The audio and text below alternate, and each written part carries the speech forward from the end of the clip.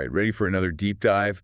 Today, we're looking into the disappearance of Sierra LaMar. Yeah, this case, it was a mystery right from the beginning. It reminds you how fast an ordinary day it can turn into a nightmare. It really does. So Sierra LaMar, 15 years old, living in Morgan Hill, California. Normal teenager, loved to dance, lots of friends. But then, March 16th, 2012, vanishes. Poof.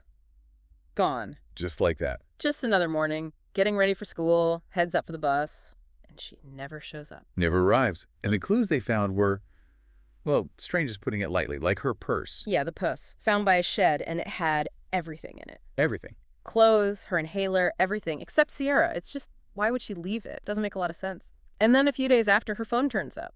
Abandoned, somewhere totally different. Wild. Talk about a cold trail. What did investigators do with that? It was huge, this case. Tons of volunteers, search and rescue, the whole thing, even national news. But even with all that, Sierra was still missing. Just awful. I can imagine what her mother, Marlene, went through. Yeah. Not knowing, is she alive? Is she? It's just unimaginable. Weeks went by, no real leads. Then a name pops up. Antolin Garcia Torres. Okay, so this is where things take a turn, right? Yeah. Who was this guy? Well, he was 21, living in the same area. Sierra's family didn't know him. He did have a record, some priors, which obviously raised some flags.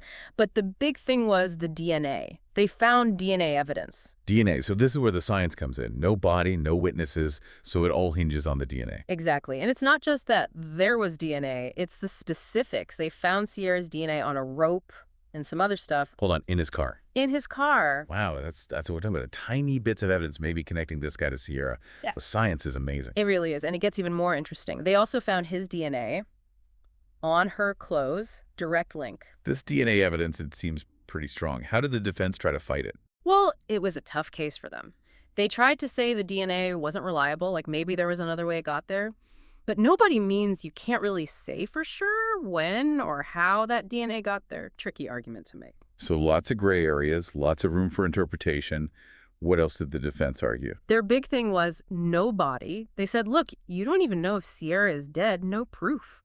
And to get a murder charge without a body, super rare, very hard to win. So basically a landmark legal case. What was it like in the courtroom? Oh man, it was tense. You could feel it, lots of emotion. The prosecution, they were very careful. Laid out their case, step by step. The DNA, of course, but also security footage. Putting Garcia Torres near Sierra's house right when she vanished, plus phone records. Backed up their timeline. So they really tried to build this whole picture, even without a body. But how do you actually convince a jury that Sierra's dead? That was the big challenge. They had to show that, look, with everything we know, with this guy's actions, Sierra can't be alive. The way she vanished, the DNA in his car, his DNA on her clothes, it all added up. Grim picture. So it wasn't just the DNA by itself, more like weaving it into a story, right? Yeah. What happened? What did the jury say? Guilty. First-degree murder and kidnapping. Life in prison, no parole. Wow. Guilty even without a body. Yeah. I mean, it must have been a kind of justice, but not real closure, right? Right. For Sierra's family, it wasn't over. Absolutely. A big win for the prosecution, sure. But the biggest question, it was still there. Where is Sierra? And they're still living with that, even now. I can't even imagine. Marlene, Sierra's mother, I mean, her strength to keep fighting, keep searching, still hoping. It's incredible. Marlene LaMar, she's remarkable. She never gave up, turned her grief into action, became a voice for all the missing people out there. Tell me about that. What did she do? Searches, she organized so many, visuals, interviews, anything to keep Sierra's name out there. And she pushed for changes, for laws, so these cases get handled better, all while helping other families going through the same thing. Turning pain into something good. Using her story to help others. Exactly. And then out of this horrible thing comes the Sierra LaMar Foundation. Marlene started it to raise awareness, help with searches. What kind of stuff did they do? All kinds of things. Organizing those volunteer searches, giving families support, helping them navigate it all, and pushing for those legal changes. They've really made a difference for so many families. That's amazing. But have they found Sierra? After all this time? That's the thing. All Yeah. the searching, Marlene's dedication, and nothing. Sierra's still out there. It's just heartbreaking for her family, for the whole community. They want to bring her home. This case, it really shows you how important the community is. All those volunteers, the search teams, Marlene's foundation. Even in the worst times, people help each other. That's true. It shows you what we can do together. And that hope, even when it feels impossible, it's still there. Maybe someone, somewhere, has that one missing piece. And the science. It's like a double-edged sword, you know. We have this amazing technology, can link someone to a crime scene with just a tiny bit of DNA, but it's not perfect. Yeah, you can't just take it at face value. DNA was huge in convicting Garcia Torres, sure. But you got to look at it critically. What's the context? How was it collected? People make mistakes. Right. It's not magic. Got to be careful. Consider everything. So wrapping up our look at Sierra LaMar, what are the big takeaways here? What should people remember? Well, first, it's how important the community is. When someone goes missing, those volunteers, the organizations like Sierra's Foundation, they can make all the difference. It's on all of us, right? We Yeah. can all do something, even small things, to help families find answers. Absolutely. The second thing is the forensic science.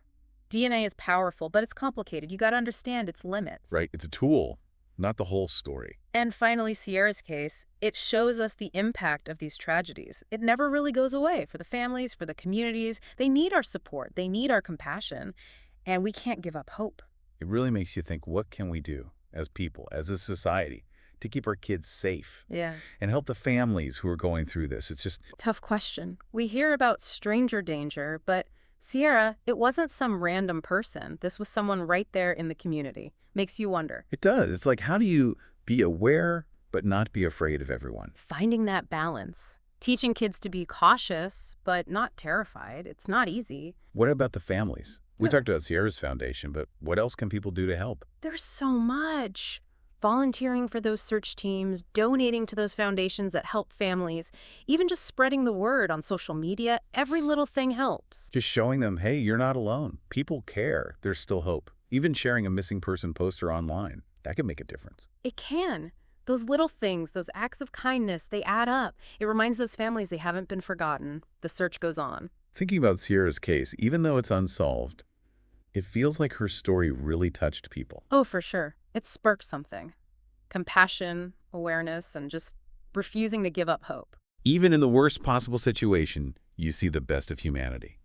And even though we might never know what happened to Sierra, her story, it keeps inspiring us to make the world a little bit better, a little kinder. Sierra's case, it shows us that even with all our technology, we don't have all the answers. But it makes us ask, how can we protect our kids? How can we support those families still looking for their loved ones? Well said. And with that, we'll leave you with this.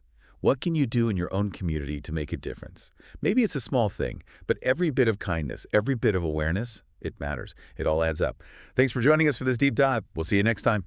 If you enjoyed this video and want to dive deeper into more cases like this one, make sure to subscribe to our channel. Don't forget to like the video if you found the story compelling, and share it with your friends and family who might be interested in true crime and mysteries.